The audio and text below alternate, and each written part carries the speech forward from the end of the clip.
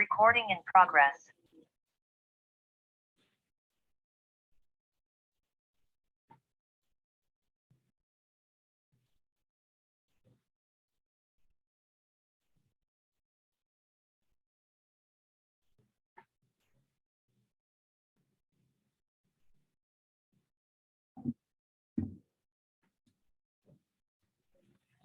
Oke, jelas ya suaraku.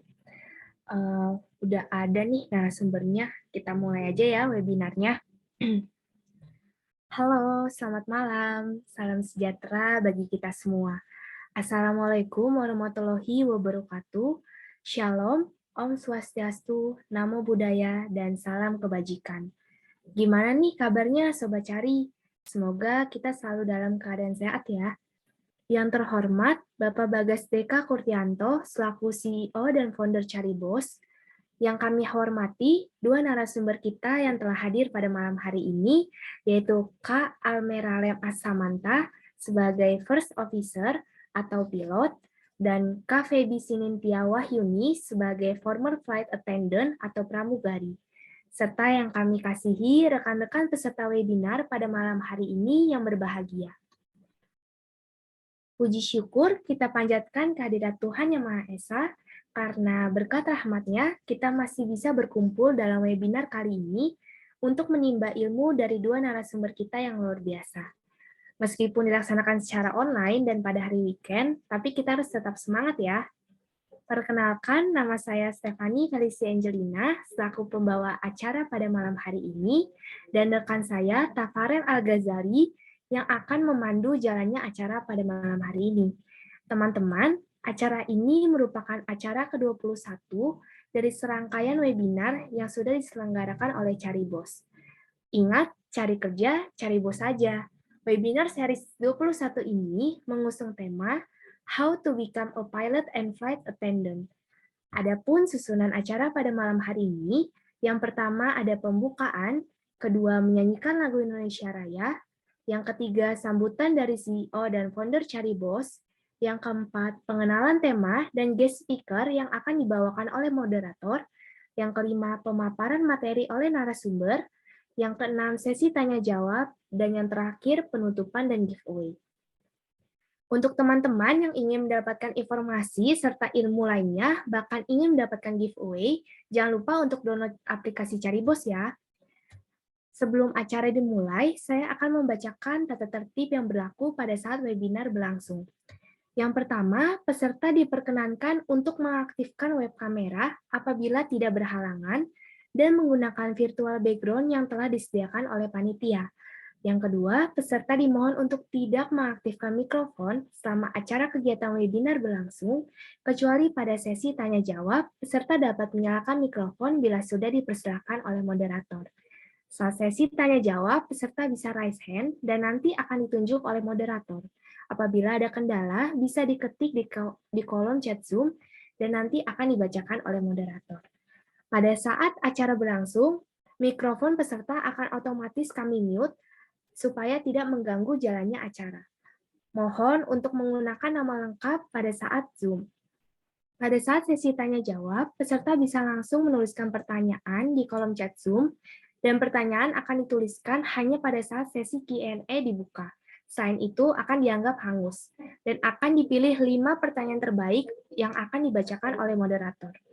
Link presensi kehadiran akan dibagikan di kolom chat Zoom menjelang akhir webinar. Hanya yang mengisi presensi yang akan mendapatkan e-sertifikat. Dimohon agar dapat memperhatikan dengan saksama pada penulisan nama lengkap untuk menghindari kesalahan pencantuman nama di e-sertifikat. Penulisan nama menjadi tanggung jawab masing-masing peserta. Yang terakhir, akan ada 2 macam giveaway. Yang pertama, giveaway Lucky Wheel yang diberikan untuk kepada 3 orang pemenang berupa VIP voucher City Analyzer, dan yang kedua, giveaway GoPay yang akan diberikan kepada 2 penanya terbaik, tapi dengan syarat download aplikasi Caribos dan registrasi, dan berikan komentar serta bintang 5 pada aplikasi Caribos baik di Play Store maupun App Store. Baik, untuk mempersingkat waktu, langsung saja kita mulai acara pada malam hari ini ya. Yang pertama, kita akan menyanyikan lagu Indonesia Raya. Kepada panitia yang bertugas, kami persilakan untuk memutarkannya.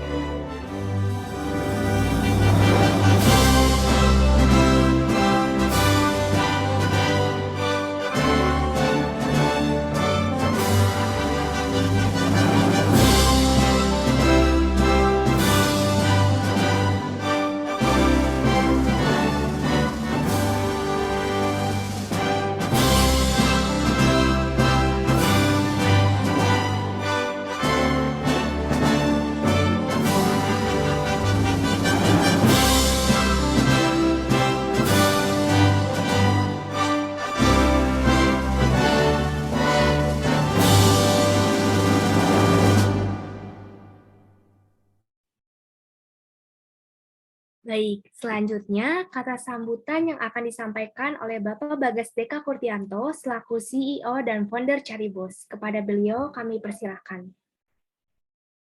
Terima kasih Stefani. Assalamualaikum warahmatullahi wabarakatuh. Om Swastiastu, Namo Buddhaya, Shalom, salam kebajikan. Selamat Hari Natal bagi teman-teman yang merayakan. Pertama-tama saya ingin mengucapkan terima kasih sebesar-besarnya kepada saudara saya, kepada pilot dan former flight attendant di Garuda Indonesia yang saya hormati, Almer Samanta sebagai first officer di Garuda Indonesia dan juga Feby Sintia ini sebagai former flight attendant. Kita hari ini di malam hari ini kita belajar tentang how to become a pilot and flight attendant. Jadi ini juga banyak banget request dari teman-teman sobat cari ya, bikin dong satu sesi bagaimana kita bisa menjadi flight attendant atau enggak menjadi pilot gitu ya. Dan hari ini kita memberikan paket komplit gitu, suami istri yang memang profesinya pilot dan flight attendant. Jadi di satu sesi kita bisa belajar semuanya. Nah teman-teman, hari ini akan mendapatkan ilmu yang sangat daging sekali nih, karena nanti akan diberitahukan step by step bagaimana daftar menjadi pilot atau menjadi flight attendant. Jadi teman-teman silakan untuk persiapkan nota ya, buku, dan belajar dengan baik kita hari ini bagaimana bisa merencanakan masa depan kita. Nah, izinkan saya di kesempatan ini untuk menjelaskan sedikit Caribos. Jadi Caribos kita terdiri di tahun 2020, baru terbuka oleh publik di tahun 2021. Dan kini kita sudah melayani perusahaan-perusahaan besar seperti Jababeka, seperti WDB Industrial Park, yaitu yang di Morowali ya. Dan juga kita juga sudah melayani BKPM, Badan Kementerian Investasi. Kita sudah melayani ralali.com, Haidila, BPJS Tenagakerjaan dan sebagainya. Dan kita juga telah menjadi official partner dari Kementerian Investasi. Ditandatangani langsung oleh Menteri kita, Bapak Bahlil Lahadalia, bahwa Caribos adalah pencarian kerja yang dapat direkomendasikan dan juga dihimbau untuk teman-teman perusahaan mencari karyawan melalui kami. Dan Caribos sendiri itu bukan hanya platform pencarian kerja. Nah, Caribos ini dia juga adalah sebuah ekosistem. Ekosistem itu yang dengan arti bukan hanya teman-teman mencari kerja, tapi juga bisa merencanakan karirnya. Contohnya bagaimana? Seperti yang saya sampaikan bahwa kita memiliki analisa CV. Jadi teman-teman ketika masukin biodatanya, masukin riwayat kerjanya, masukin pengalaman organisasinya, nanti sistem akan menganalisa CV-nya teman-teman, skornya berapa. Jadi makin skor makin tinggi, perusahaan makin melirik dan perusahaan makin ada chance untuk merekrut kalian. Kalau misalkan teman-teman bilang, Kak, aku skornya masih rendah, masih 60-70-an. Jangan khawatir karena kita juga ada cari pelatihan. Cari pelatihan ini akan membantu teman-teman untuk upskilling. Nanti ada pelatihan yang berbagai macam ya, dari profesi dan juga kebutuhan untuk sertifikasi juga ada di cari pelatihan. Yang kedua yaitu webinar ini. Webinar ini juga bisa membantu teman-teman menaikkan ilmu, skill, dan ketika teman-teman ada sertifikat juga bisa dimasukin dalam CV. Karena itu sangat penting. Yang ketiga, kalau teman-teman minim pengalaman kerja, kita memiliki cari magang. Jadi teman-teman bisa sebelum masuk ke dunia kerja bisa magang dulu. Dan juga kita memiliki cari freelance. Nah, ini tugasnya apa? Jadi teman-teman ketika belum mendapatkan pekerjaan, tapi teman-teman memiliki skill, misalkan saya bisa desain, saya bisa fotografi, saya bisa nyetir, seumpamanya ya, itu bisa menjadi cari freelance. Sehingga teman-teman dimasuk dalam cari freelance, teman-teman bisa mencari freelance yang tersedia. Namun fitur ini akan di-launching di tahun 2023, fitur terbaru kita. Jadi teman-teman ketika mengalami resesi di tahun 2023 yang akan datang, banyak perusahaan seperti perusahaan-perusahaan besar yang sudah PHK, teman-teman nggak usah khawatir karena memiliki cari freelance. Jadi dalam waktu sehari-hari, teman-teman juga bisa mendapatkan pekerjaan seperti itu ya. Jadi saya berharap teman-teman semua di sini sudah siap mental untuk masuk dunia kerja, namun Caribos akan menjadi sebuah wadah yang selalu melindungi teman-teman ketika teman-teman butuh bantuan. Kita memiliki expert baik di sini yang bisa memberikan konsultasi dan juga arahan buat teman-teman di karirnya. Jadi saya berharap ke depannya kita Indonesia memiliki SDM yang kuat. Bagaimana menjadi SDM yang kuat? Banyakin belajarnya dan juga melihat apa yang bisa kita gali lagi dalam potensi kita pribadi. Paling gitu aja. Saya berharap teman-teman semua bisa belajar dengan baik hari ini. Saya tutup dengan terima kasih. Wassalamualaikum warahmatullahi wabarakatuh.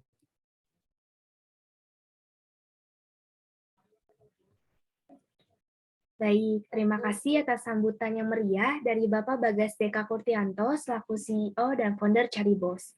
Selanjutnya, kita memasuki sesi yang ditunggu-tunggu dalam acara ini, yaitu pemaparan webinar yang akan disampaikan langsung oleh dua narasumber kita yang luar biasa ini, yaitu Kak Almer Alem dan Kak Feby. Dan webinar ini akan dipandu oleh rekan saya, Kak Farel. Kepada beliau, kami persilahkan. Baik, terima kasih Mbak Stefani sudah membuka kegiatan webinar pada malam hari ini. Assalamualaikum warahmatullahi wabarakatuh. Salam sejahtera bagi kita semua. Salam, Om Swastiastu, Namo Buddhaya, dan salam kebajikan. Apa kabarnya nih Sobat Cari semua? Yang belum tahu apa itu Sobat Cari, jadi Sobat Cari ini adalah sapaan hangat untuk para peserta webinar pada kegiatan Cari Webinar kali ini. Dan tidak kerasa ya, pada malam ini sudah masuk series yang ke-21. Dan kembali lagi bersama saya Tafarel Al-Ghazali yang akan memandu jalannya webinar pada malam hari ini di webinar Cari Webinar 21.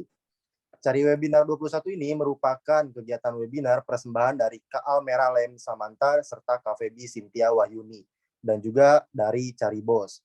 Cari kerja, cari bos aja. Sobat Cari, jangan lupa follow akun Instagram Caribos di @caribos dan akun Instagram Kak Almer di @almeralem dan Kak Feby di @kafeby.cynthia.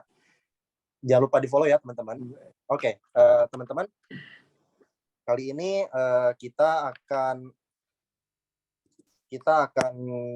masuk ke dalam sesi materi kali ini, yaitu How to Become a Pilot and Flight Attendant, yang akan dipandu langsung oleh Kak Feby Cynthia dan juga Kak Almer Alem.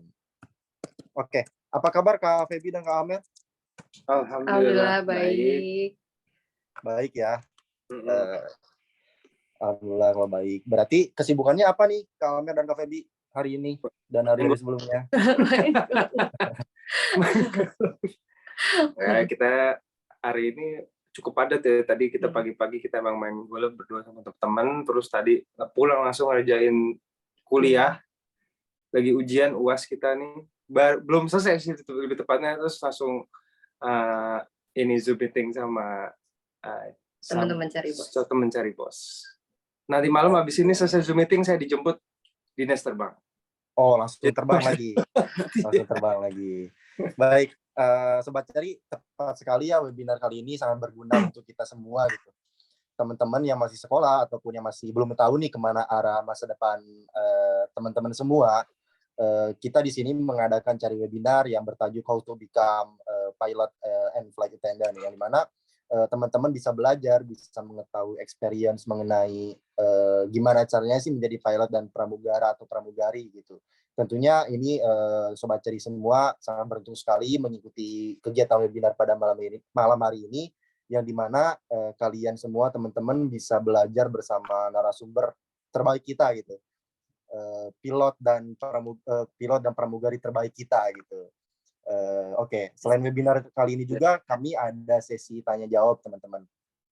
Jadi mana sesi tanya jawab ini kalian teman-teman semua bisa bertanya mengenai apa saja sih yang ingin ditanyakan mengenai gimana cara menjadi pilot, gimana cara menjadi pramugari dan lain halnya. Nanti akan dikirim juga link presensi di kolom chat. Jangan lupa untuk teman-teman semua juga tulis nama lengkap dan email bagi peserta yang ingin bertanya. Gitu. Jadi kesibukan Kak Amer ini sekarang benar-benar lagi padat banget ya Kak?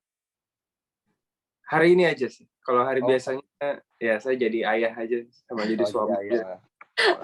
Kak Febi pun berarti masih sibuk? Iya sih. Masih padat jadwal? Masih. Tapi nggak di penerbangan lagi sekarang. Oh, baik. Oke, baik, sepertinya Sobat Cari semua udah pada antusias sekali ya untuk mendengarkan paparan materi dari Kak Almer dan juga Kak Febi.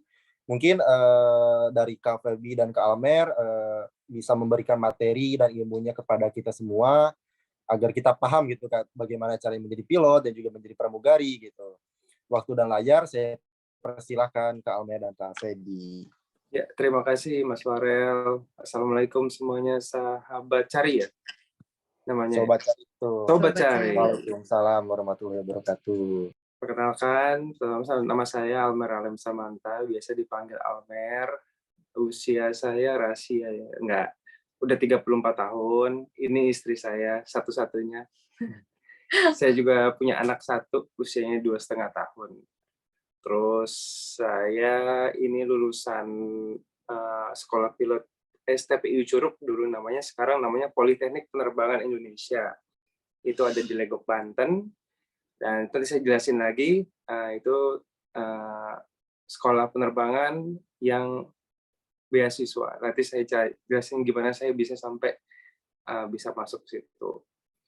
Terus silakan sayang. Halo, selamat malam semuanya. Selamat Natal untuk teman-teman yang merayakan Natal.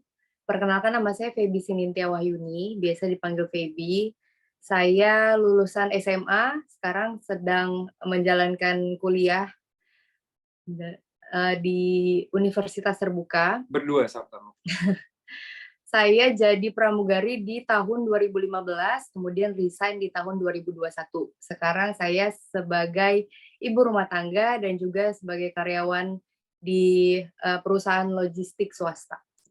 Gitu. Terima kasih. Oh iya, ketinggalan. Nah, sekarang saya ini aktif dan masih sangat aktif di Garuda Indonesia. Rank saya senior first officer. Join di Garuda itu saya tahun 2014. Sampai sekarang berarti sudah 8 tahun. Nah, terus pertama-tama nih keren banget ya. Wah, enggak, biasa aja. Ya, jadi Alhamdulillah. Sobat Cari semua harus mendengarkan nih materi dari Kak Almer dan juga Kak Febi. Jadi nanti kalian bisa bertanya-tanya nih, Sobat Ceri semua. Karena ini pilot hebat nih dari Garuda Indonesia gitu. Silakan Kak Almer. Ya, teman-teman nih kita bukan ngajarin sebenarnya, mau cerita aja, mau sharing sama teman-teman semua. Gimana sih pengalaman kita berdua tuh bisa sampai akhirnya kepengen awalnya, terus akhirnya kita daftar, terus akhirnya jadi gitu loh. Dan sampai sekarang. Teman-teman mungkin udah sering dengar ya, istilah aircrew. Aircrew atau awak pesawat. Pesawat. Nah, kita ini berdua disebutnya awak pesawat, pilot, pramugari, pokoknya semua yang berprofesi bekerja terbang di dalam pesawat namanya awak pesawat. Untuk pilot sendiri, cockpit crew, untuk cabin sendiri, cabin crew, gitu panggilannya. Terus aircrew itu seperti apa sih kehidupannya? Jadi sebelum mau daftar, saya mau kasih tahu dulu sama teman-teman nih, sebenarnya gimana sih hidup jadi aircrew gitu? Kalau emang udah nggak kepengen, udah nggak sanggup, nggak usah. Karena kerja jadi aircrew itu kalau bukan dari hati, kalau bukan senang, menurut saya itu berat banget. Karena kita nggak punya tanggal merah, nggak kenal hari raya, mau Natal, Lebaran, Tahun Baru. Bahkan di situasi-situasi yang pahit kayak ibu sakit, orang ayah sakit, atau anak istri sakit, itu kadang kita lagi di luar, lagi dinas, atau harus berangkat dinas, dan itu harus ditinggalin. Mau nggak mau, konsekuensi profesi. Terus aircrew itu juga apa ya? Jujur aja, ini pekerjaan yang easy money, halal lagi, duitnya lumayan. Jujur aja. Bayangin aja, saya lulusan SMA, saya kuliah nggak tamat, saya masuk sekolah pilot, gitu kan, terus langsung saya lulus, diterima di Garuda, gaji langsung beng, lumayan. Mereka juga Feby, lulusan SMA, langsung daftar jadi pramugari, anak umur 19 tahun dapat gaji 2 digit kan, cuman menurut saya cuma di sini doang, yang kalau di dunia penerbangan aja yang easy money, cepet gitu loh. Cuman ya itu resikonya adalah yang tadi saya bilang tadi, jauh dari orang tua, jauh dari keluarga. Yang kedua, nyawa. Iya betul, resikonya besar sih. Dan bukan cuma nyawa kita pribadi doang, tapi nyawa orang banyak di belakang, ratusan, bahkan sampai 200, 300 orang, 300 pesawatnya. Itu. Terus, ya itu halal. Duitnya sih halal. Nggak bisa korupsi, nggak bisa curi-curi, nggak bisa markup, nggak bisa apa, nggak bisa kondisi. Semua honest money. Jadi, itu dulu, kalau emang kira-kira bisa, cocok buat kalian, ya, kita lanjutin itu. Jujur aja, saya waktu pertama ditanya, mau masuk Curug, ditanya, kenapa mau jadi pilot? Jawaban saya cuma 1. 2 sih. Duitnya banyak dan halal. Saya bilang, jujur. Ketawa semua yang interview saya. Tapi saya bilang, diterima. Itu saya. Ya. Apalagi ini terusnya. Ada tambahin? Aircrew life itu sebenarnya untuk sehari-harinya ya. Untuk sehari-harinya itu kita beda sama pekerjaan orang lain. Ya mungkin ada juga yang sama. Tapi istilahnya gini, ketika mereka tidur, kita harus bangun. Istilahnya kalau di penerbangan itu maling aja belum bangun, tapi kita udah berangkat kerja. Jadi penerbangan jam 5 pagi, itu jam 2 pagi kita harus udah berangkat ke bandara. Jadi 3 jam sebelum departure itu kita udah harus berangkat. Udah harus berangkat karena kita harus ada briefing dulu ya, harus ada persiapan. Kalau Mas Almer persiapan untuk flight datanya, flight plan dan lain-lain. Kemudian kita harus briefing antara cockpit crew dan juga cabin crew, itu menyatukan persepsi gitu, menyatukan mindset biar penerbangannya itu lancar dan kita tuh benar-benar kompak karena ini kan pekerjaan tim ya. Ini pekerjaan tim banget, kita nggak bisa kerja masing-masing, nggak bisa. Aircrew itu ibaratnya ada istilahnya namanya keluarga. Jadi jadi kalau misalnya kita satu pesawat itu, misalnya kalau pesawat kecil ada 7 orang beserta cockpit crew-nya, dan misalnya kalau Airbus itu kita bisa 5 sampai 15 orang. Itu benar-benar dari depan ke belakang pesawat itu benar-benar kompak, harus kompak. Karena ada satu aja yang dia nggak bisa ikutin kerja tim ini, itu akan jomplang banget, jomplang banget. Itu istimewanya aircrew itu adalah walaupun kita jauh dari keluarga, kita jauh dari teman-teman kita yang Sabtu Minggu mereka bisa hangout, sedangkan kita harus terbang kemana, harus begadang, terus ketika orang tidur kita harus melek, kerja, cari uang. Tapi istimewanya itu ketika kita belum pernah ketemu nih sama kru yang lain, terus tiba-tiba kita terbang bareng 7 orang, ya udah 7-7-nya itu adalah pengganti keluarga kita, pengganti sahabat, pengganti teman, yang dimana kalau ada masalah di penerbangan itu kita ngadunya hanya ke kru, dan kita nggak sendiri-sendiri. Kalau misalnya ada masalah tuh kita, kalau kru itu nggak menyelesaikan sendiri-sendiri gitu. Jadi benar-benar bareng-bareng, walaupun misalnya contohnya saya yang punya salahnya misalnya salah kasih misalnya ada request tertentu gitu ya, dan saya salah kasih. Itu pun walaupun saya kerjanya di cabin, cockpit kru harus tahu, dan biasanya kita menyelesaikannya bareng-bareng gitu ya Mas Almer biasanya. Biasa Mas Almer. Jadi biasanya kalau itu disebutnya nanti diajarin tuh kalau udah masuk RN namanya CRM, Crew Resource Management. Nah itu pendidikan yang secara annual itu diulang terus setiap tahun ke pilot dan cabin crew, bahkan ke ground crew sekalipun, untuk kita bisa kerjasama. Karena kerja di sebagai penerbang atau pramugari gitu ya, aircrew ini orang pinter yang cum laude sekalipun atau enggak dia juara kelas atau enggak juara umum itu belum tentu bisa kerjain nyelesain masalah sendiri. Karena apa? Ya itu tim. Iya. Orang yang bisa kerja di sini adalah orang yang punya skill teamwork. Ya. Nah, sendiri-sendiri nggak akan bisa. Sepintar apapun saya gitu, kalau saya nggak bisa connect sama rekan kerja saya, kapten saya atau yang di belakang, saya nggak bisa. Iya, Nah, jadi saling connecting gitu ya. Terus plusnya lagi kerja jadi aircrew itu adalah kerjaannya nggak dibawa pulang. Nah, jadi ketika kita terbang, misalnya hari Senin kita terbang ke Makassar, ada masalah, selesaikan saat itu juga, udah selesai, udah di rumah kita nggak bawa apapun. Di rumah kita pulang, istirahat, yang mau istirahat, yang mau liburan, mau nongkrong, silakan langsung. Jadi maksudnya ketika keluar dari pesawat gitu, selesai terbang, terus briefing, terus masalah sudah terselesaikan, sampai rumah tuh kita udah nggak bawa masalah itu lagi ya Mas Almer. Itu plusnya. Beda dengan teman-teman yang di kantoran, biasanya kerjaannya yang nggak selesai di kantor kita bawa pulang untuk dikerjakan di rumah gitu. Nah, aircrew itu enaknya adalah pekerjaannya ya udah selesai di situ aja, pada hari itu harus diselesaikan, ada masalah ataupun ada komplainan harus diselesaikan pada saat itu juga. Jadi nanti di rumah kita udah nggak bawa pekerjaan itu lagi ke rumah gitu. Nah, terus pasti teman-teman pada nanya kan, mungkin ada yang kepikiran kerjanya itu seperti apa sih? Waktu kerja itu seperti apa sih? Kan kalau di kantor 9 to 5 ya, jam 9 pagi sampai jam 5 sore, Senin sampai Jumat, Sabtu Minggu libur kan. Kalau aircrew seperti apa limitasinya? Ada nggak sih batas-batasannya? Ada. Jadi untuk saya ngomongin cockpit crew dulu, pilot ya. Pilot itu perharinya kita dibatasi maksimum 9 jam terbang.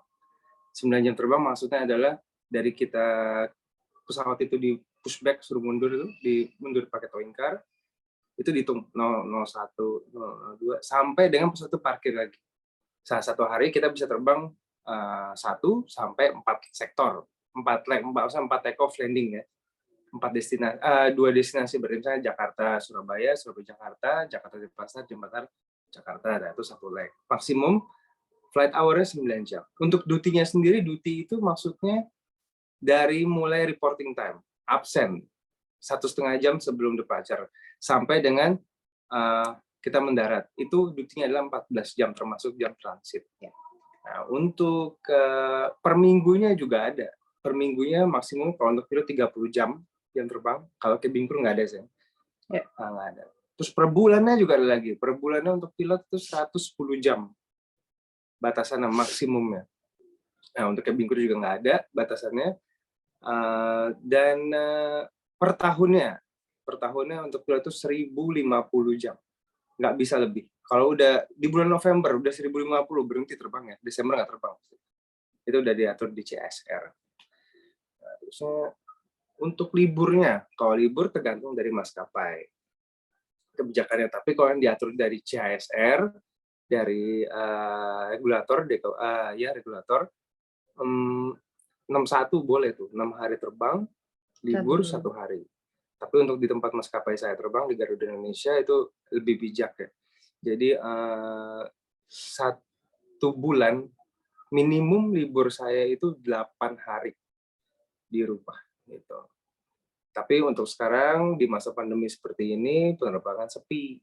Jadi paling saya sebulan terbang 30 jam, nggak lebih dari situ.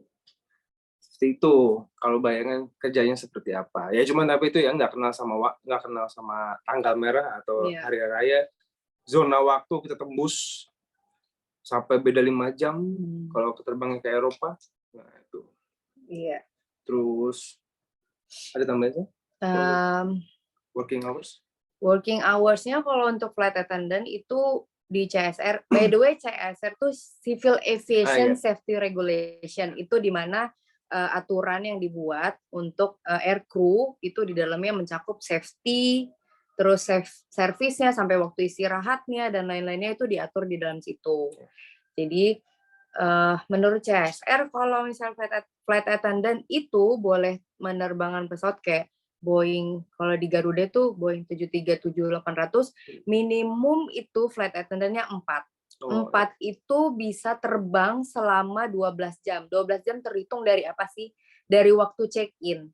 Check-in itu ketika 1,5 jam sebelum take off. Itu biasanya waktu ditentukan sebagai waktu check-in. Nah, sampai itu waktu check out-nya 12 jam. Kalau lebih dari 12 jam boleh nggak sih?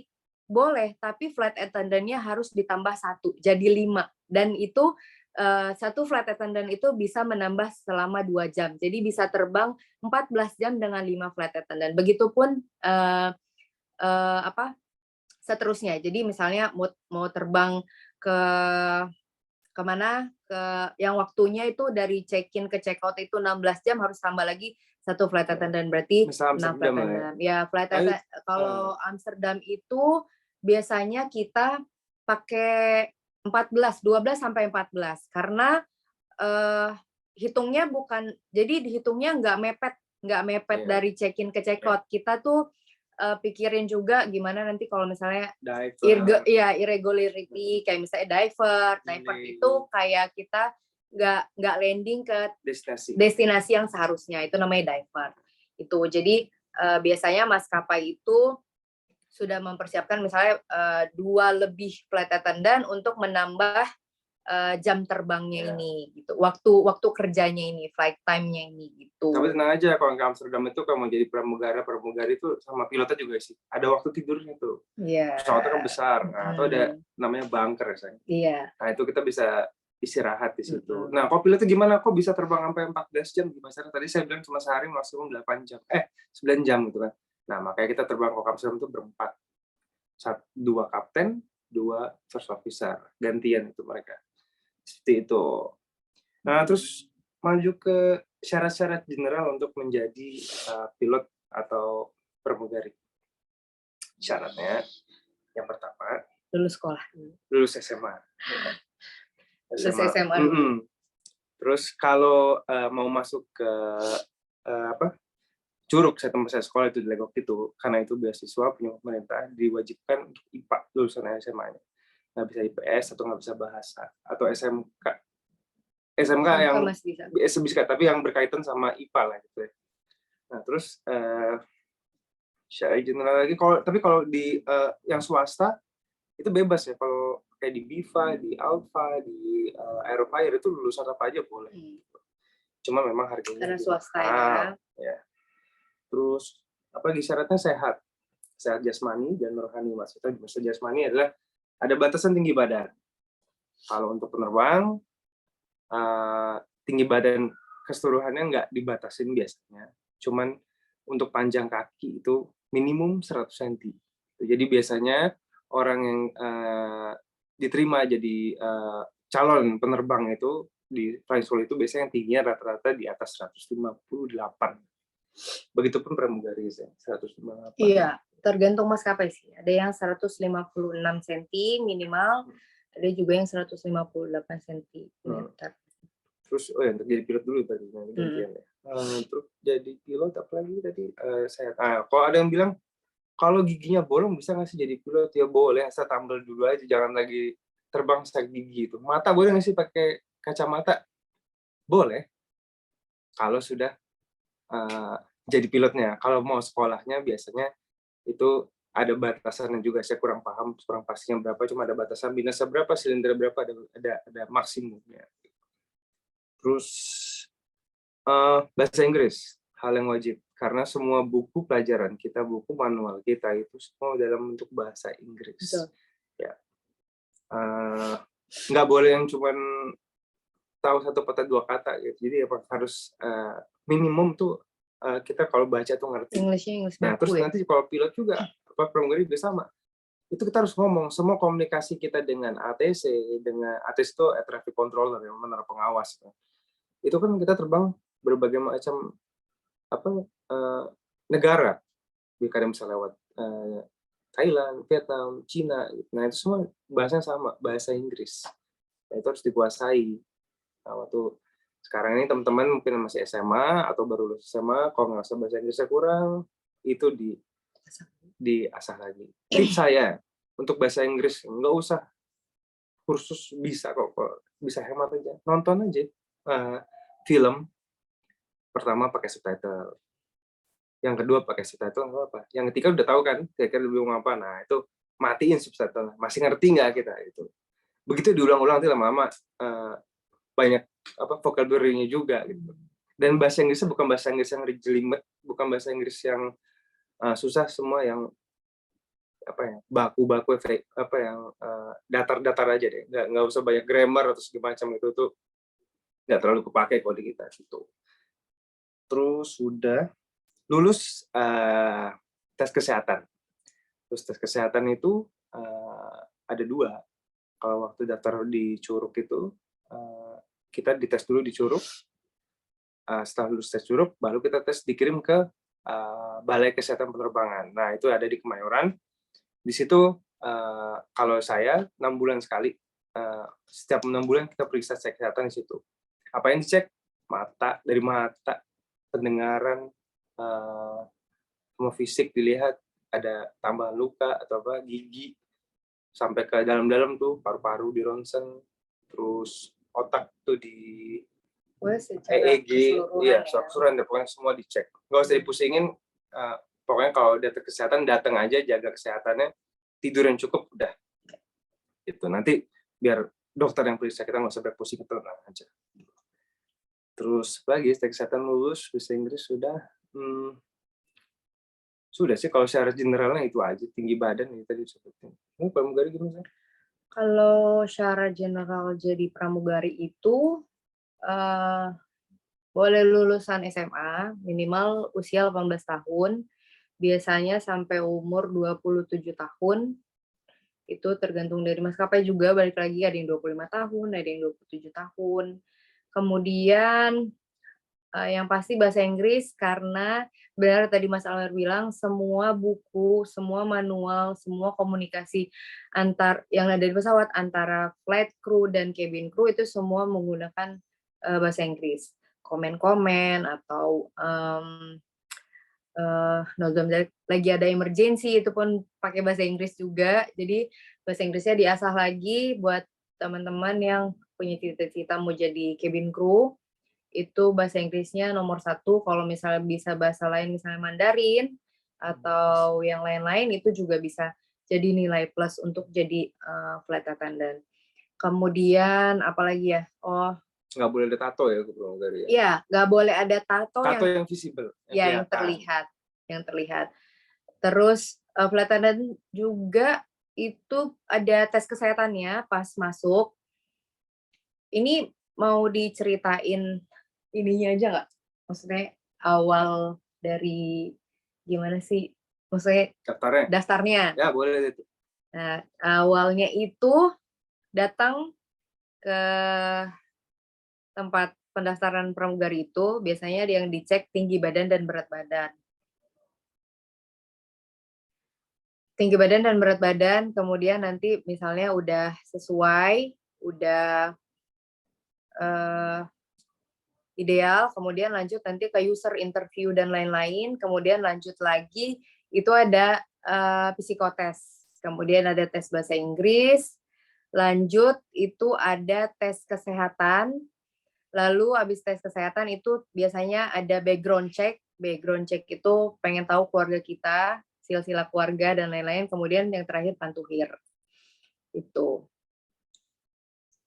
Ya. Terus habis itu apalagi ya? Interview itu apa ya sih? Interview itu sebenarnya tergantung dari interviewernya ya. Kalau di Garuda itu lebih ke knowledge kita tentang Indonesia.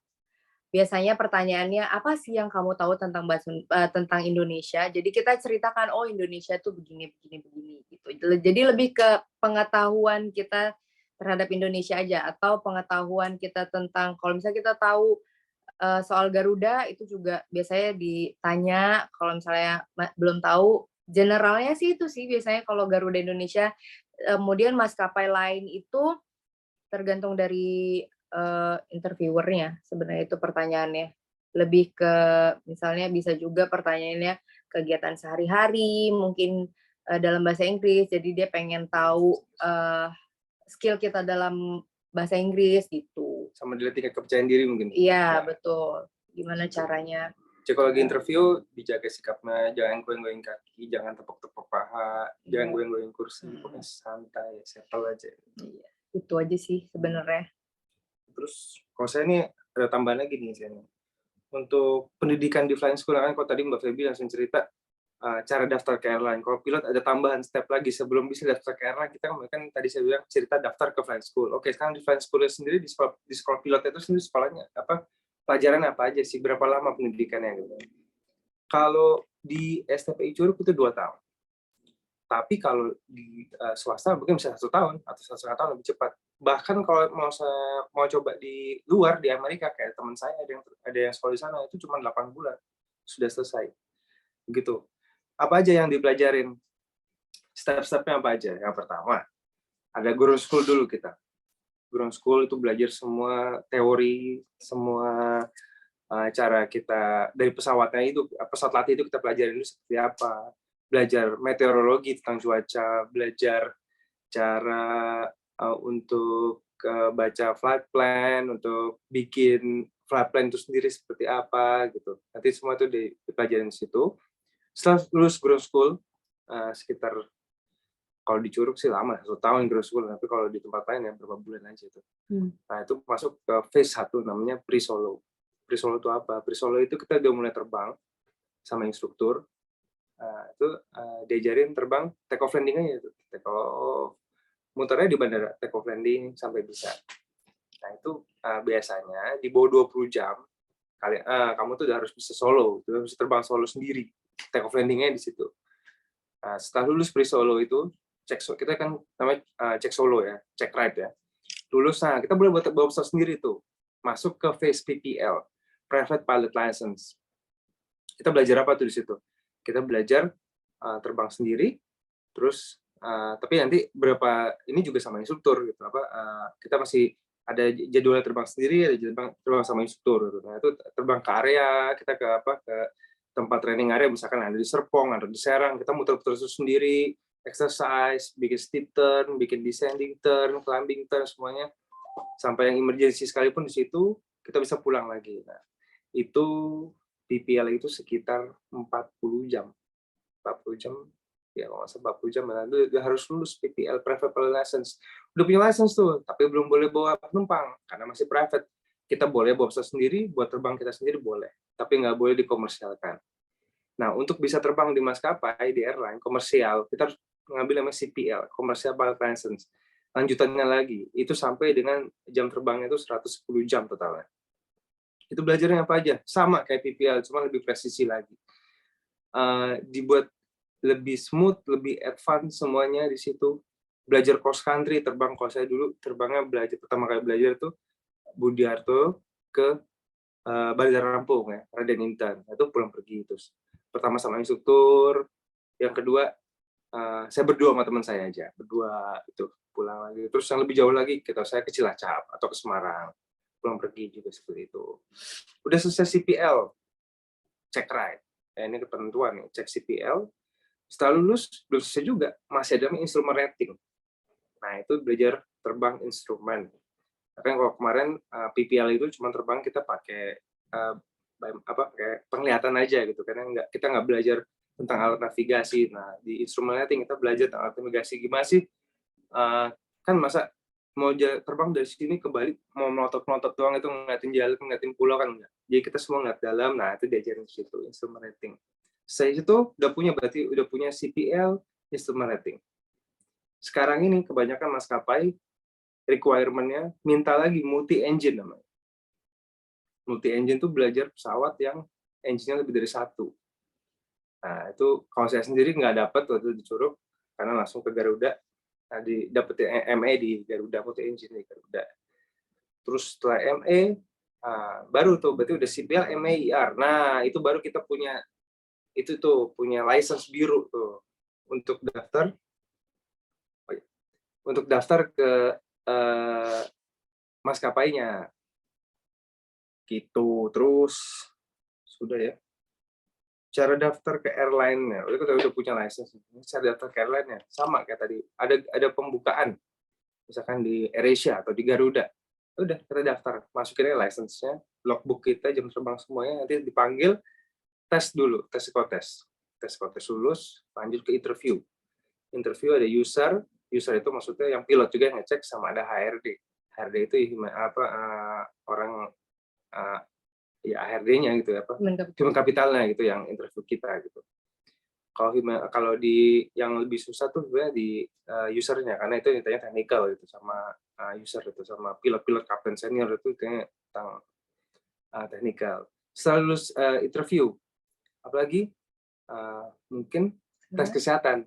Nah, tes kesehatan itu yang tadi di barisan terbang itu lulus.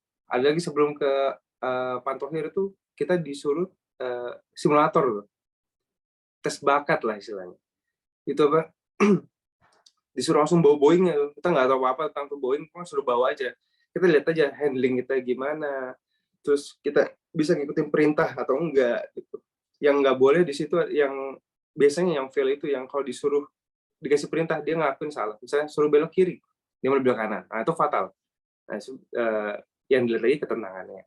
Itu di simulator ya, simulator, Mas? Bukan pesawat asli. langsung. Simulator tuh rupa aja tuh, dia di bawah cuma bisa motion. Nah, terus setelah itu baru Pantohir lulus, baru kita diterima. Jadi pilot belum. Sekolah lagi di maskapainya, sekolah apa aja, ada macam-macam tuh. Ada basic indok, yang belajar siar, yang belajar safety emergency procedure, basic indok dulu, selesai, masuk ke type rating. Type rating pesawat apa yang misalnya di maskapai AirAsia punyanya 320, Airbus 320, ya udah. Kita belajar Airbus 320. Di Garuda ada Boeing 337, ya udah, diajarin Boeing 337 sampai selesai. Selesai ground school-nya, masuk ke simulator, masuk ke flight training, nah itu terbang di pesawat asli dengan instruktur. Nah, setelah itu lulus baru deh dilantik jadi pilot berdua kalau di Garuda gitu. Singkat ceritanya. Panjang sih. Iya. Ceritanya. Gimana? Lagi. Mau langsung ke Q&A atau Mas Farel?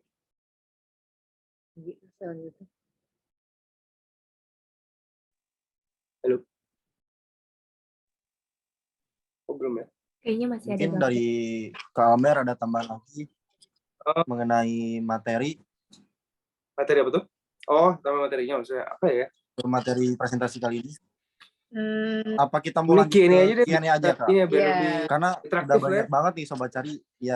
Udah banyak banget nih Sobat Cari yang udah bertanya-tanya gitu. Ya, dengan kita jawab pertanyaan aja. Oke, kita masuk Q&A ya, Kak. Oke, mungkin sebelum masuk Q&A, kita apresiasi dulu ya teman-teman kepada Kak Almer dan juga Kak Feby, karena materi yang diberikan ini sangat menarik sekali gitu, penyampaian dari Kak Almer dan penyampaian dari Kak Feby sangat menarik, sangat benar-benar kita bisa mengetahui bagaimana menjadi flight attendant dan juga bagaimana kita bisa menjadi pilot kayak gitu. Karena materi ini benar-benar materi terbaik. Jadi kita bisa mengetahui, menggambarkan kondisi seseorang yang sedang membangun rencana kemana sih arah masa depan kita sendiri gitu. Bagaimana sih cara daftar ke airlines gitu.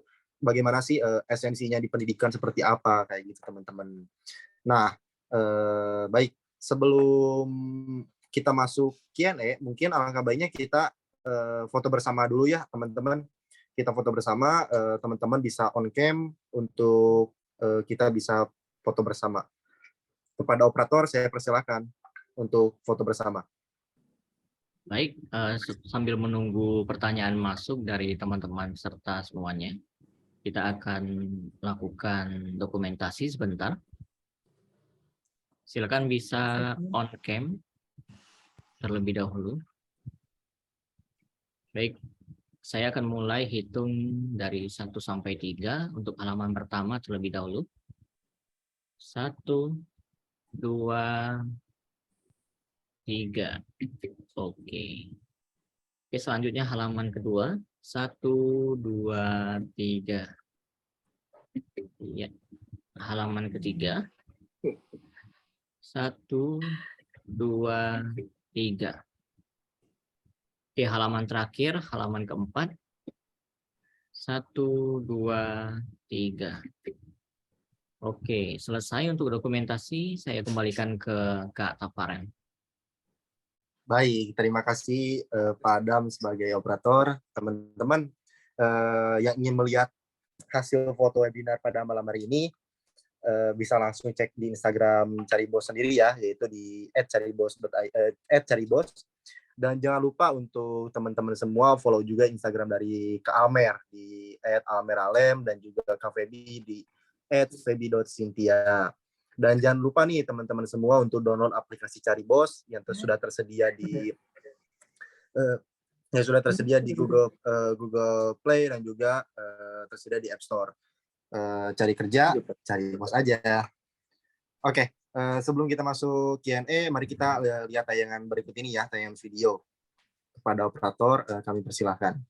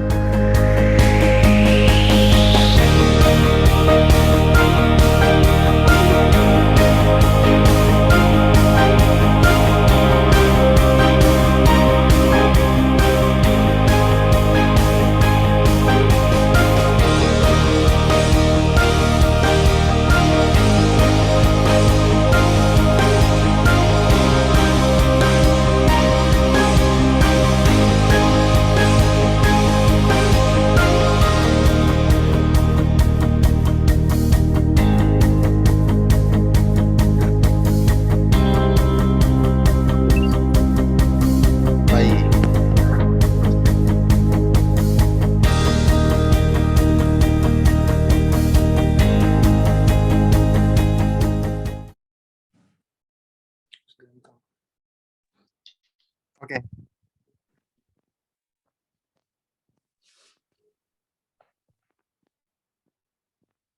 Suaranya belum ada, Kak Karen.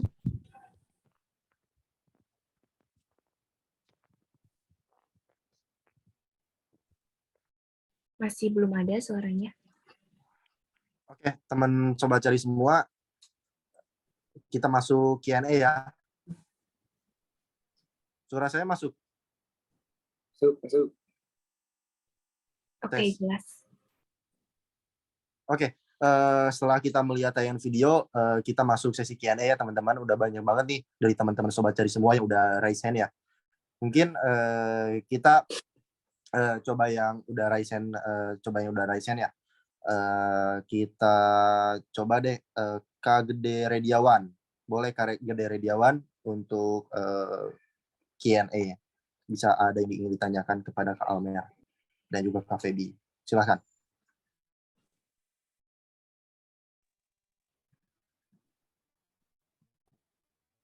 Sebelumnya, apakah suara saya sudah terdengar? Kedengeran. Kedengeran. Hai. Baik, terima kasih atas kesempatan yang telah diberikan kepada saya. Oke, jadi di sini saya izin bertanya beberapa hal terkait dengan materi webinar pada hari ini. Sebelumnya terima kasih banyak atas materinya. Jujur kita tuh kayak ngobrol seru banget webinarnya. Nah, saya ada beberapa pertanyaan yang perlu saya tanyakan. Dalam dunia penerbangan itu salah utamanya itu kan ada pilot dan juga ada pilot nih. Yang saya kenal itu ada pilot dan pilot. Nah, apakah kedua profesi ini merupakan profesi yang sama? Mereka itu sama-sama menerapkan seperti itu. Kemudian pertanyaan saya yang kedua, kita sebagai awak itu dari awal kerja di pesawat, kita kan datang atas awal dan orang seperti kakak berjuang. Kita bertanggung jawab atas nyawanya orang. Nah, harusnya karena bertanggung jawab atas nyawa banyak orang itu ada perasaan gimana gitu. Nah, bagaimana sih perasaan kakak berdua ini pengalamannya pada saat bekerja itu? Nah, kemudian jika misalnya merasa khawatir seperti itu, gimana cara mengatasi soalnya supaya nantinya nggak berpengaruh pada saat kegiatan penerbangan kita seperti itu. Mungkin saya kiranya itu saja pertanyaan dari saya. Mohon maaf apabila ada salah kata. Terima kasih. Sama-sama. Terima kasih. Langsung jawab Mas Farel. Baik. Apa ya? Oke, Kak Gede sudah bertanya ya. Tadi bertanya juga di kolom chat ya, Kak. Jadi Oh, ada ya? pertanyaan ya Iya, ada di kolom chat juga. Rada putus-putus sih Putus-putus mana tadi. dia? Kita cek dulu. Udah Mungkin, di kolom chat ya? Mungkin aku perjelas lagi aja ya, Kak. Iya, Almer Oh dan iya, Kak Feby. boleh. Oke, dari pertanyaan dari Kak Gede Rediawan, dalam dunia penerbangan kita mengenal pilot dan co-pilot. Nah, sebenarnya apa perbedaan antara kedua posisi ini? Apakah mereka memiliki perbedaan tugas? Bagaimana cara menjadi seorang pilot yang baik sehingga dalam perjalanan kita di udara keselamatan penumpang tetap menjadi yang utama? Silakan Kak Almer bisa menjawab pertanyaan dari Kak Gede. Ini pertanyaan bagus nih. Makasih Mas Gede, senyumnya manis banget ya. Ini pertanyaan paling banyak deh orang nanya, bedanya co-pilot sama pilot apa sih? Kita sama-sama pilot, itu beda jabatan, beda ranknya. Kalau di istilahnya makanya kalau sekarang nggak dipakai tuh co-pilot. Biasanya disebutnya first officer kayak masih saya, atasan saya yang baru 4, itu namanya kapten. Pekerjaannya apa? Sama, yang kita kerjain sama. Kita bagi tugas. Kalau yang satu terbang, berarti yang satu monitoring atau callingan juga ke ATC. Begitu sebaliknya. Tapi yang membedakan adalah co-pilot dan first officer dan kapten itu. Kapten itu penanggung jawabnya, PIC-nya. Dia orang yang bertanggung jawab atas semua yang ada di pesawat. Gitu. Kalau saya masih under-nya Bapak Kapten. Gitu. Sebenarnya sama kejadian. Nanti step-nya juga kadernya gitu. Pertama juga junior first officer, jadi senior first officer, setelah itu baru jadi kapten, ada sekolahnya lagi. Jadi pilot dan co-pilot itu sebenarnya sama-sama pilot dua-duanya, cuman jabatannya aja, rank-nya aja yang beda. Biasanya kalau kapten itu yang disebut pilot, maka pilot itu yang duduk sebelah kiri. Iya, Kalau first itu officer yang di paling sebelah kanan. tinggi. Lihat dari pundak kita tuh, kalau ada masih 1, 2, atau 3, nah itu masih co-pilot. Kalau udah 4, nah itu namanya kapten atau bilangnya pilot. Tapi sebenarnya Sama dirubah ya, lah, dirubah. Termnya jangan itu. First officer sama kapten. Nah, itu lebih spesifik seperti itu Mas Gede. Terus pertanyaan kedua tadi apa? Cara jadi pilot yang baik. Iya. Gitu, gimana Mas Gede? Oke, pertanyaan kedua, bagaimana cara menjadi seorang pilot yang baik sehingga dalam perjalanan kita di udara keselamatan. Oke. Silakan. Ya. Mas Gede, terima kasih pertanyaan keduanya aja. Jadi pilot yang baik. Nggak susah. Ngikutin aturan. Simple aja. Ngikutin SOP-nya. Pilot yang baik bukan pilot yang landingnya mulus. Bukan yang terbangnya jauh. Bukan yang terbangnya banyak. Tapi yang bisa ngikutin aturan SOP-nya. Disiplin. Itu aja Mas Gede. Nggak susah-susah. Makasih. Baik, gimana Kak Gede sudah cukup puas dengan jawaban Kak Almer dan Kak Feby. Mungkin kalau misalkan belum puas nih Kak Gede bisa langsung follow dan DM Kak Almer ataupun Kak Feby tanya-tanya mengenai penerbangan. Betul Kak Almer dan Kak Feby? Betul. Oke, kita masuk pertanyaan lainnya, Kak. Kita pilih ya, Luther Jonathan Ramos nih. Silakan Luther Jonathan Ramos untuk ingin yang ditanyakannya.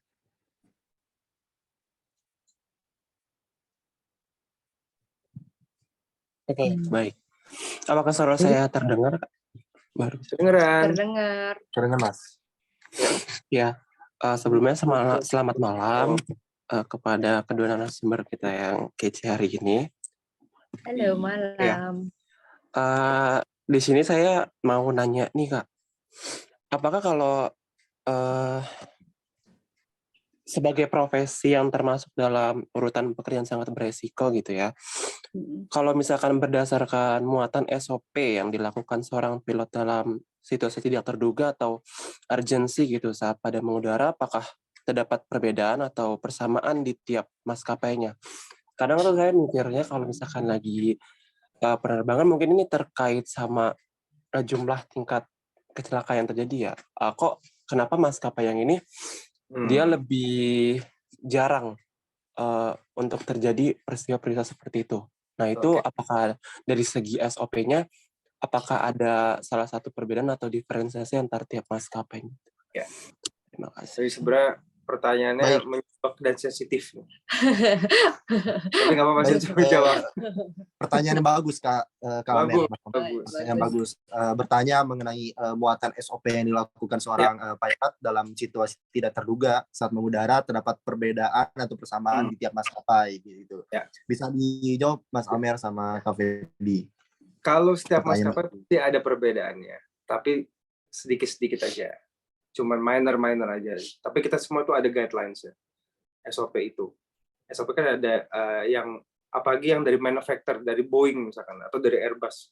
Mau di pesawat manapun di negara di airline manapun di negara manapun, namanya itu 737-800 yang saya bawa itu bukunya cuma satu yang terbitnya sama Boeing. Nggak ada lagi yang nambah-nambahin, ngurang-ngurangin. Itu yang kita pakai. Jadi mau pilot Lion Air atau Garuda atau Emirates sekalipun atau Etihad dimanapun sama SOP-nya. Kalau kenapa ada satu maskapai yang sering accident atau insiden, nah ini jawabannya susah. Kenapa ya? Kalau ini menurut saya nih ya, menurut saya mungkin bukan salah di SOP-nya. SOP-nya pasti ya, karena saya bilang yang buat pabrikan itu semua sama, hanya minor. Tapi mungkin lebih ke ada namanya human factor atau lagi nanti namanya human error, terus atau juga lagi faktor cuaca atau faktor teknikal. Nah itu banyak faktor-faktornya. Kalau faktor human error di situ bisa aja si orang tersebut regardless ya, nggak memandang maskapai apapun di saat hari itu dia lagi di lowest point, dia lagi capek, kurang tidur, akhirnya dia nggak eksekusi SOP-nya dengan perfect, harus perfect ya, nggak perfect. Nah makanya terjadilah, tapi nggak akan single factor juga, karena kan kita kan kerja berdua, ada tim.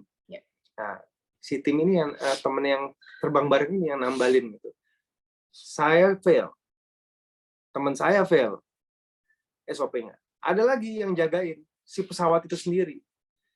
Ada basis checklist, ada sistemnya pesawat sendiri itu. Nah, kecelakaan itu terjadi pokoknya nggak single factor. Jadi saya nggak nyalahin siapa-apa, nggak nyalahin SOP-nya, maskapainya atau pilotnya. Itu berdasarkan faktor-faktor tersebut. Orangnya gagal, sistemnya gagal, cuacanya jelek, belum. Orang sistem gagal, cuacanya gagal juga. Nah, itu baru tuh.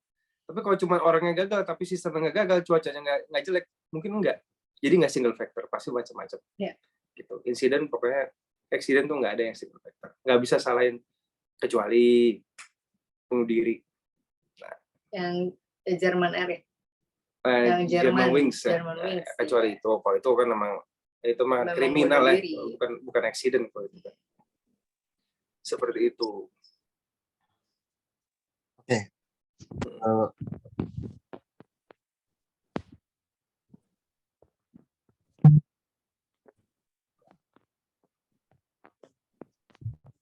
Saya kembali, jangan lupa follow akun Cari Bos dan juga jangan lupa follow Instagram Kak Almer dan juga Kak Feby untuk ingin bertanya-tanya nih mengenai tadi seputar dunia penerbangan gitu. Tadi Mas Nah, Gede kayak tambahan tuh Mas. iya. Mana? Soal Bagus juga tiap pertanyaan. iya, pertanyaannya bagus deh.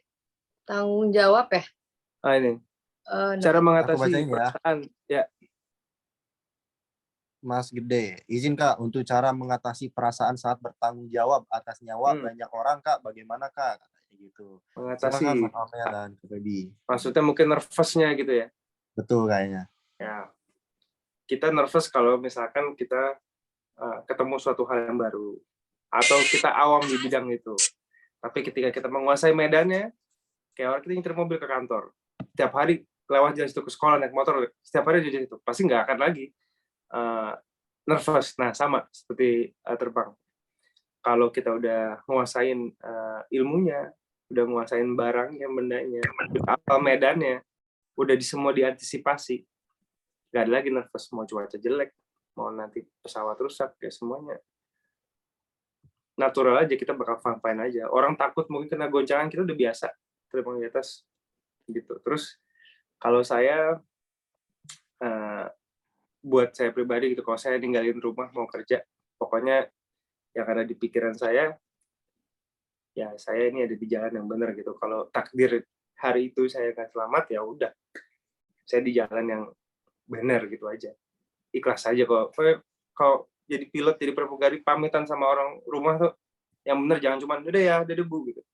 Cium tangannya kalau orang muslim mungkin itu, karena ya kita nggak tahu di atas ada apa. Gitu. Nggak bisa minggir. Nggak bisa minggir.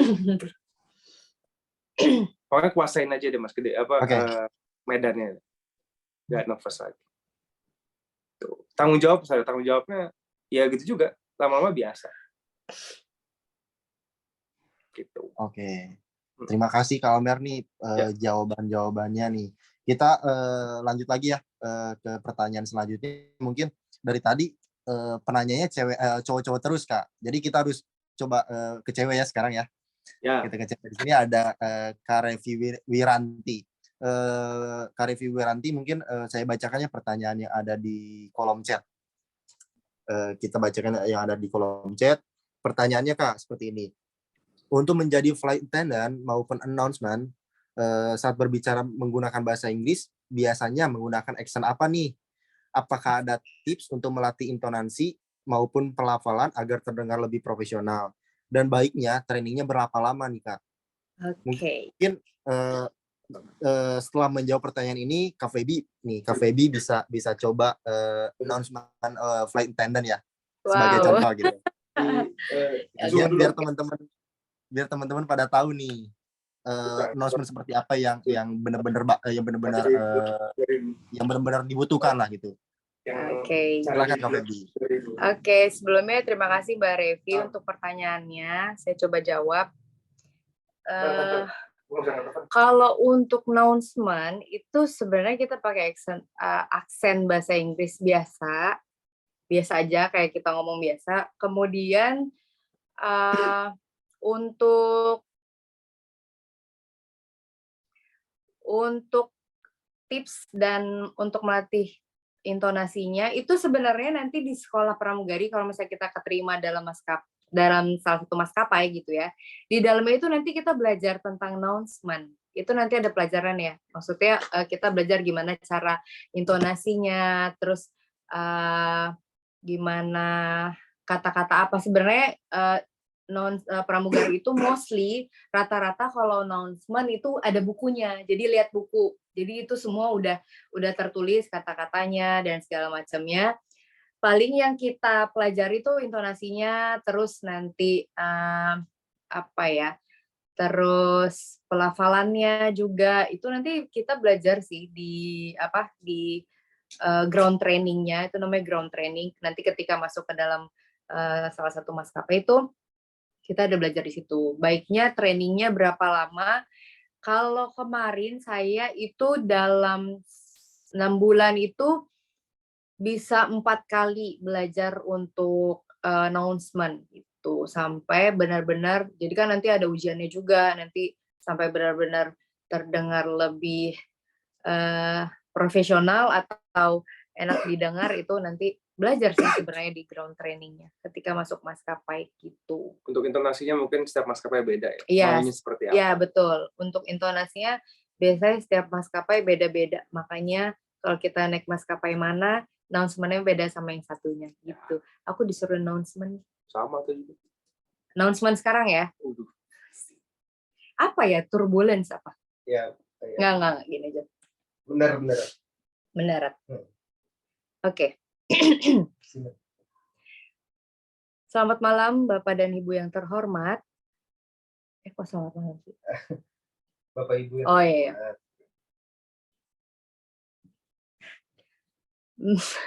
Awalnya gimana sih, lupa, Bapak Ibu grogi yang kan. terhormat, kita baru saja mendarat. Oh, iya. Bapak Ibu yang terhormat, kita baru saja mendarat di Bandar Udara Internasional Soekarno-Hatta di Tangerang, Banten. Silakan tetap duduk sampai pesawat ini telah berhenti dengan sempurna dan lampu tanda kenakan sabuk pengaman telah dipadamkan. Mohon untuk tidak membuka bagasi di atas sampai pesawat berhenti dengan sempurna. Dan tanda lampu aku tuh lupa guys. Kayaknya KVB ini grogi nih. Iya, aku grogi banget. Udah lama nggak terbang. Maaf ya, udah setahun nggak terbang. Webinar, jadi Gua grogi tahu. nih KVB. Kita Turbulensi santai, aja ya, kalau nggak Kita relax, turbulensi. santai, boleh Kak. Turbulensi lebih pendek. Oke, silakan Kak. Bapak dan Ibu yang terhormat, Iya, oke. gitu. Bapak dan Ibu yang terhormat, karena keadaan cuaca, silakan tetap duduk dan kenakan sabuk pengaman Anda. Dan jangan menggunakan kamar kecil sampai lampu tanda kenakan sabuk pengaman telah dipadamkan. Terima kasih. Ladies and gentlemen, the fasten seatbelt sign is off now. Itu after take off, guys. Iya, beda. Ladies and gentlemen, apa sih? Udahlah, aku malu, guys. Sumpah ini fail banget. Ya ini udah lama ya. Aku malu banget. Karena itu sebenarnya kita nggak boleh hafal. Masih tetap Ada bukunya, ada bukunya. Karena Kita ada pegang, bukunya. kita pegang. Oke. Ya, karena semua yang berhubungan dengan safety itu kita harus baca.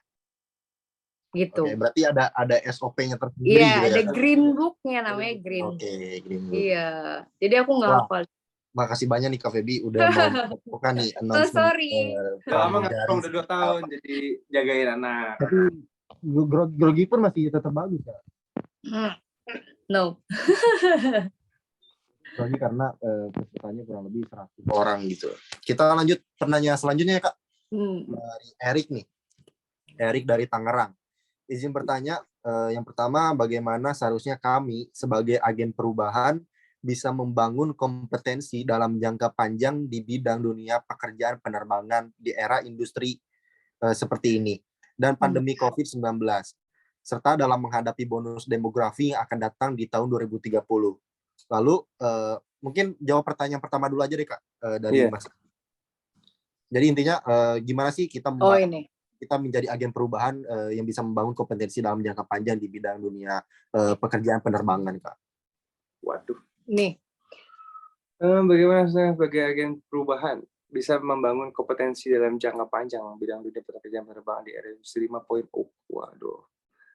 Oh, ini pertanyaannya susah sekali ya. Menghadapi bonus demografi akan datang 2030. Wah, masih jauh 2030 ya. Nggak apa-apa.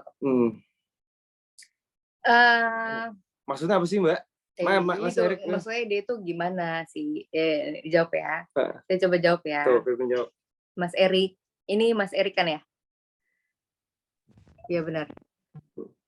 Seharusnya yang dilakukan kan untuk bisa membangun kompetensi dan jangka panjang di bidang dunia pekerjaan penerbangan. Ya, sebenarnya mulai dari diri sendiri aja sih.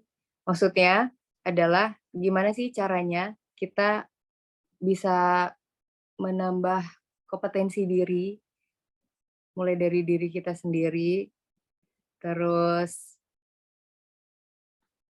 mana sih orangnya?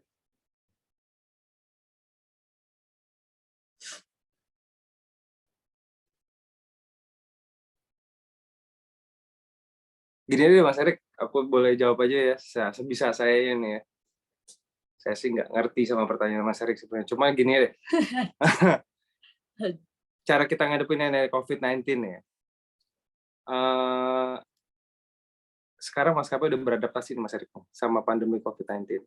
Sampai sekarang maskapai banyak mengurangi kos-kos yang tadinya di spend, sekarang udah enggak. Contohnya kalau di Garuda dari ini waktu pandemi kita bikin social distancing ya. Yep. Nah, itu peraturan dari pemerintah juga. Terus untuk sekarang masih wajib pakai masker. Padahal kemarin juga pemerintah sempat boleh kita lepas masker, tapi di pesawat tetap nggak boleh. Gitu.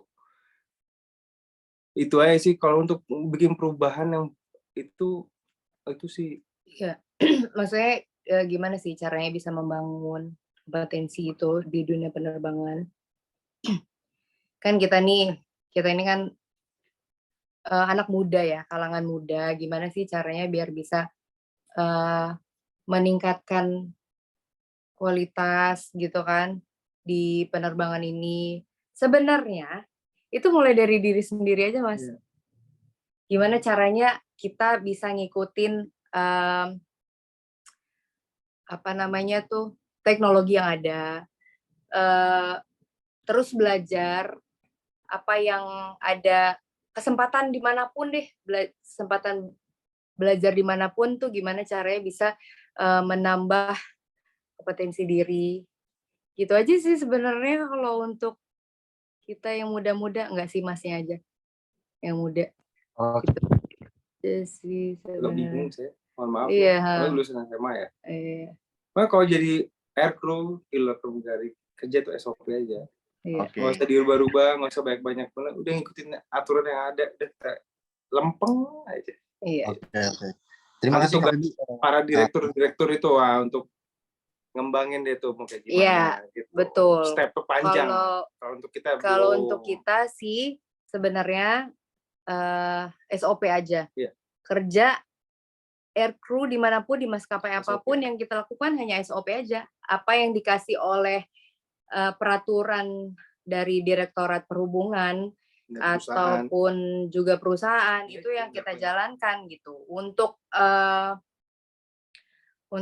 meningkatkan kompetensi atau membangun kompetensi di dunia penerbangan itu udah ada divisinya masing-masing. Iya, divisinya masing-masing gitu sih sebenarnya. Oke, Kak Febi Palmer. Terima kasih Kak. Erik, saya bingung jawabannya. Kita masuk Kita pertanyaan terakhir. sama-sama belajar nih, kita sharing namanya. Oke, kita masuk pertanyaan Halo? terakhir. Ya. Dari Armaido Ahmada Putra. Pertanyaannya, izin bertanya apa yang dilakukan pilot dan pramugari saat pesawat mengalami turbulensi hebat? Oh. Ini pertanyaan bagus nih Kak. Silakan Kak. Turbulensi hebat yang pertama-tama kalau pilot itu kan turbulensi itu ada yang bisa diantisipasi dan ada yang nggak bisa diantisipasi ya. Kalau kita bisa antisipasi kita hindarin. Kita dengan cara apa? Ya kita jauhin belok kiri atau belok kanan, kita naik level, naik turun, yang bisa dilihat dari radar. Kalau ada awan, nah biasanya itu pasti goyang tuh, kita hindarin awannya. Tapi ada juga yang clear air turbulence. Nah itu nggak bisa dideteksi sama radar. Itu cuacanya clear tapi goyang. Nah kalau seperti itu, yang pertama kita lakukan, biasanya kita nyalain pilotnya. Kita nyalain, nah nanti pramugari announcement kayak tadi Mbak Febi tuh, silakan duduk segala macam, duduk nggak boleh pakai toilet. Nah itu. Terus teknikal lagi, kalau misalkan makin kencang turbulensinya ya kita, kalau ini kita speednya kita kurangin. Ibaratnya kalau mobil masuk ke jalan jelek ya kita pelanin jalannya, gitu kan. Masih goyang juga kita turunin pesawatnya. Biasanya turbulence di low level itu lebih light ketimbang di high level. Seperti itu. Kalau di belakang cek cabin segala macam misalnya. Iya, kalau untuk pramugari biasanya kalau turbulensi cockpit crew itu nyalain fasten seatbelt sign on, kemudian nanti pramugari kalau misalnya lagi surfing, lagi kasih makanan atau troni lagi di tengah air itu harus di lock, kemudian atau kalau misalnya udah ada komen dari cockpit crew untuk return to your seat and fasten your seatbelt itu lagi ngapain itu semua harus secure. Troli harus masuk ke tempatnya, atau misalnya lagi di tengah-tengah nih lagi jalan misalnya mau ke belakang tiba-tiba cockpit crew bilang kayak gitu, announcement untuk return to your seat, kita sebisa mungkin cari seat terdekat di aisle ya, di aisle yang nggak maksudnya nggak ngelewatin penumpang atau gimana, yang gampang digapai, kemudian langsung duduk. Itu sih kalau di belakang. Dan biasanya kalau udah komen begitu, lavatory atau toilet di pesawat itu dikunci biar nggak bisa ada yang masuk. Itu sih sebenarnya. Jadi secure as soon as possible. Itu aja sih, Mas. Itu aja sih sebenarnya kalau turbulence sih. Oke, Kak Almer, Kak Feby. Masih ada waktu Boleh, Boleh. satu kali lagi aja ya? boleh. Berapa aja Kita nih? masuk ke Rizky Nanda Pratama. Silakan Mas Rizky Nanda Pratama, open microphone-nya. Oh, please. Bro. Please. Silakan Mas Rizky Nanda Pratama. Baik, terima kasih moderator atas kesempatannya. Sebelumnya salam kenal, Cap. Izin memperkenalkan diri, saya Rizky Pratama dari Universitas Lampung, aliansinya. Izin bertanya, Cap. Sebelumnya saya sangat gugup di sini bisa ikut webinar satu room dengan Kapten Garuda Indonesia Airlines. Waduh. Selama ini saya hanya melihat video-video pesawat dan menyukainya, menyimpannya di dalam HP, melihat di HP, dan sekarang saya satu room nih dengan Kapten Garuda Indonesia Airlines. Saya pertanyaan saya mungkin agak cerita dikit ya, Cap. Dari SMA saya itu memang berniat untuk masuk ke flight attendant.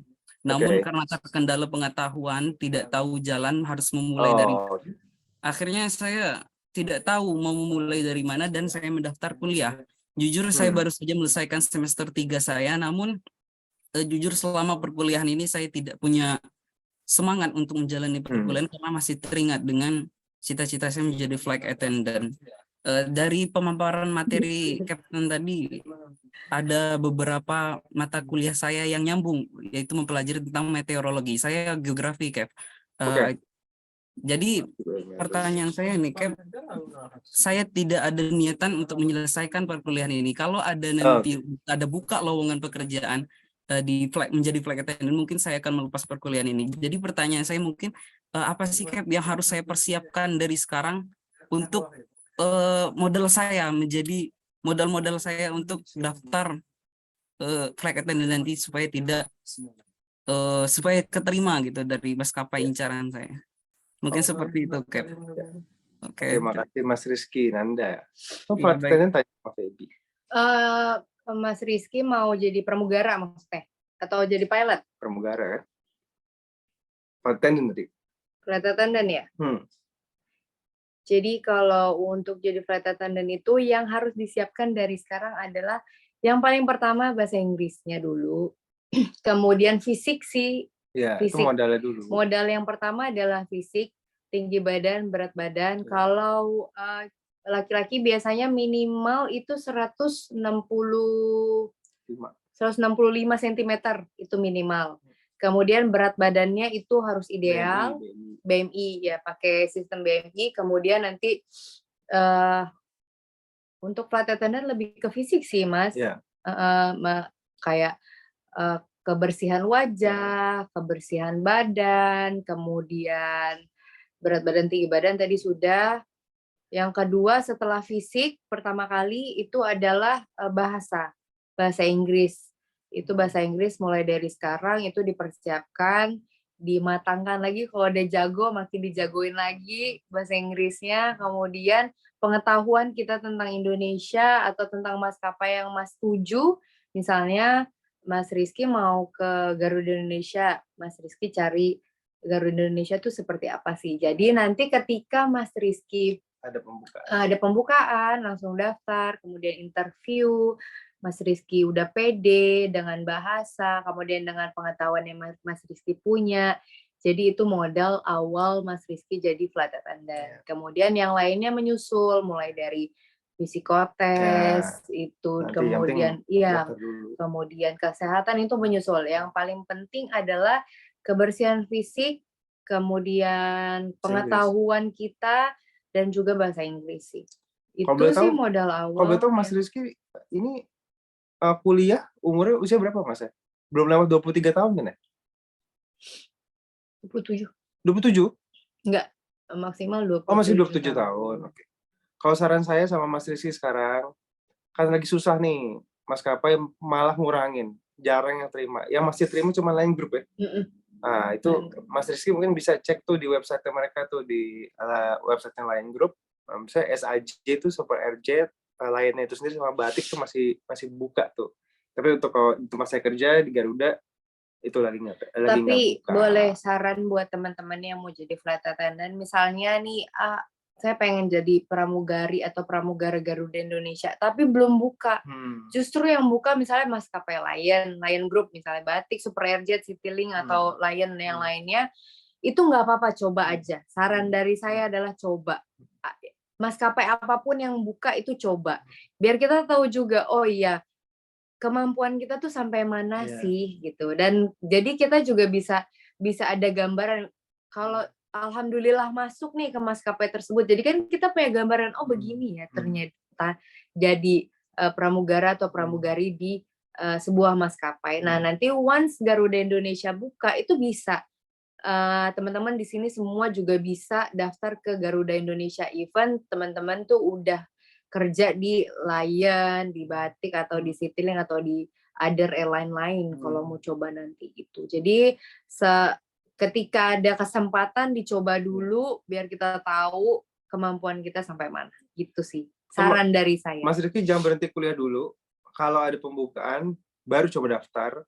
Kalau keterima baru pikirin mau berhenti kuliah atau mau diterima kerjaannya. Pokoknya jangan tinggalin kuliah. Sebelum diterima. Mas Rizky dinyatakan diterima di maskapai tersebut, kuliahnya Lanjutin saya saran aja. sih tetap lanjut dulu. Sayang Karena Mas Rizky kalau misalkan Mas Rizky selesaiin kuliahnya dulu pun nggak apa-apa. Gitu. Masih ada waktu, masih bisa. Saya aja sama Feby akhirnya udah kerja baru kuliah gitu. Karena emang sekarang ternyata kuliah itu penting gitu. Betul. Belajar itu penting. Gitu Mas Rizky. Itu sih. Terus Mas Rizky satu lagi, gagal sekali jangan patah semangat, coba yang kedua kali. Kalau bukan gagal di tinggi badan. Iya. Karena gitu. teman saya itu mutlak saya tinggi badan. Teman saya 9 kali daftar Garuda baru keterima ke yang ke-9 nih. Saya tes curug yang ke-4 kali. Jadi memang gak gampang sih. Gitu. Itu. Jadi jangan patah semangat. Kalau sekali nggak keterima, coba lagi. Itu aja gitu. sih. Lagi? Ada yang nanya nih. Karena supir siantar nggak katanya. Supir siantar. Kenal itu senior saya.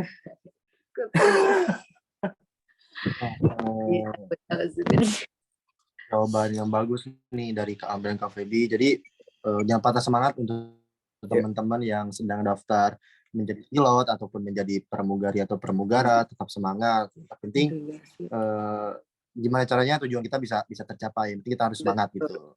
Iya. Oke, mungkin dari pertanyaan Q&A ini udah cukup banyak juga sih Kak gitu. Udah cukup banyak yang ditanyakan. Mungkin jika ingin lebih detailnya lagi nih, saya ingatkan kembali jangan lupa untuk follow akun Instagram Caribos di @caribos dan juga akun Instagram Kak Almer di @almeralem dan juga Instagram dari Kak Feby di @feby.cynthia. Kalian bisa follow akun Instagram tersebut dan jika ingin bertanya-tanya silakan gitu.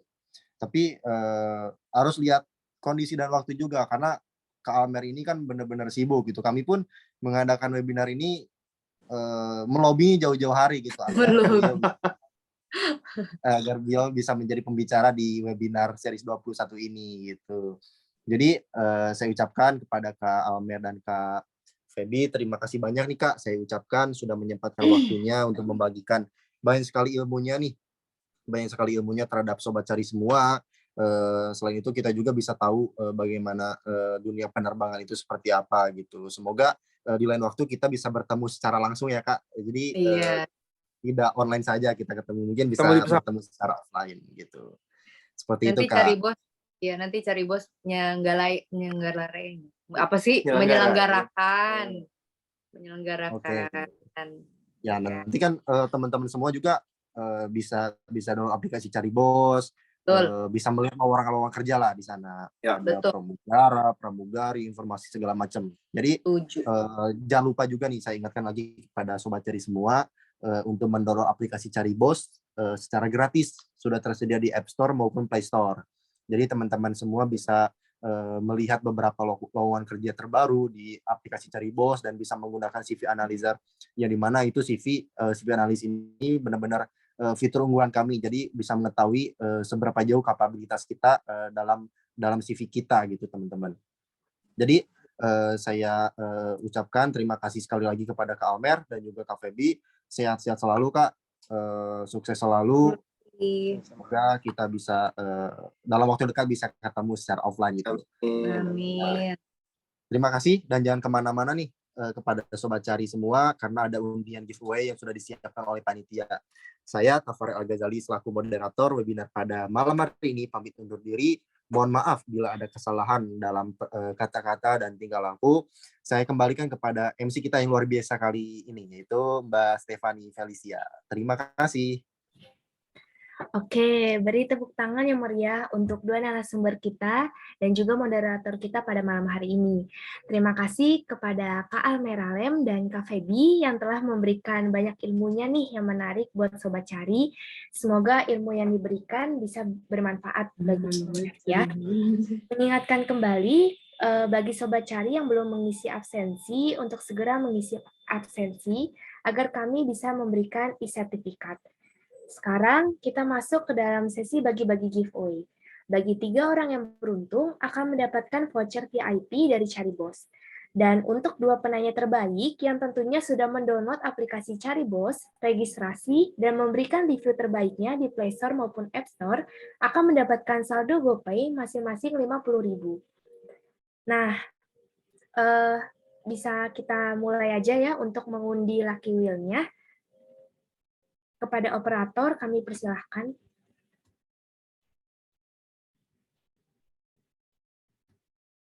Oke, baik. Sebentar kita akan rekap terlebih dahulu teman-teman yang sudah absensi.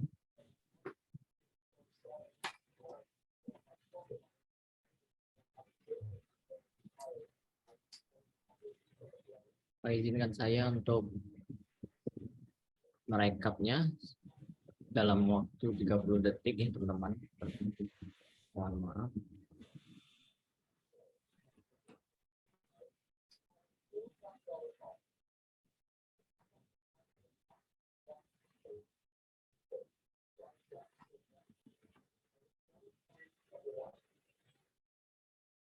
Ya. Share screen saya sudah terlihat, Kak Stefani? Sudah, Mas Adam. Iya, silakan bisa dihitung. Tapi masih ini ya, bukan Lucky Wheel. Oh, sebentar. Bagaimana sekarang? Sudah terlihat ya nama-nama peserta webinar yang tentunya sudah mengisi link absensi. Oke, tanpa berlama-lama lagi, langsung saja kita mulai ya. Kita hitung bareng-bareng, 1, 2, 3.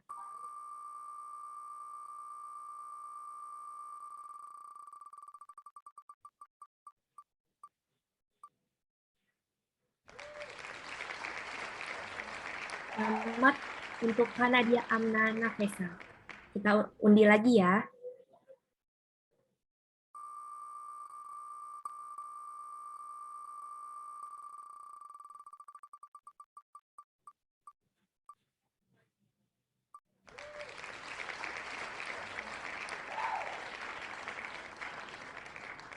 Selamat untuk Kadiah Ayu Budi Kusuma.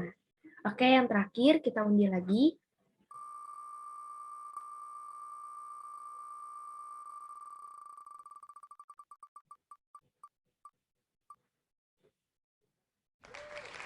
Selamat untuk Pasek Fiona Gabriela Lia.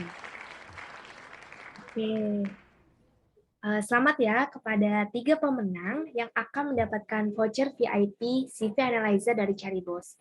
Kami ucapkan sekali lagi selamat bagi 3 orang pemenang voucher VIP CV Analyzer dan hadiahnya akan dikirim lewat email. Dan untuk pemenang 2 penanya terbaik yang tentunya sudah mendownload aplikasi Caribos, registrasi, dan memberikan review terbaiknya di Play Store maupun App Store, juga akan diumumkan lewat Instastory Caribos. Dan bagi yang belum beruntung, jangan berkecil hati ya, karena masih banyak giveaway menarik dari Caribos. Kalian juga bisa membuat IG story semenarik mungkin dan juga unik, lalu tag IG kami di @caribos. Dan juga jangan lupa ya Sobat Cari, untuk download aplikasi Caribos yang sudah tersedia di Play Store maupun App Store. Ingat, cari kerja, cari bos saja. Caribos merupakan aplikasi fitur terobosan baru yang bisa langsung chat dengan bosnya. Ada banyak info lowongan kerja dan artikel menarik terkait pekerjaan juga pastinya. Tidak terasa ya, kita sudah sampai di penghujung acara. Saya selaku MC mohon maaf apabila ada tutur kata yang kurang berkenan, dan juga kami mengucapkan terima kasih banyak kepada 2 narasumber kami yang luar biasa ini, dan juga pada para peserta yang sudah hadir pada webinar malam ini. Jangan lupa ya untuk mengikuti webinar-webinar kami selanjutnya yang tak kalah menarik dan juga seru. Kami segenap panitia yang bertugas pamit undur diri. Ingat, cari kerja, cari bos saja. Selamat malam.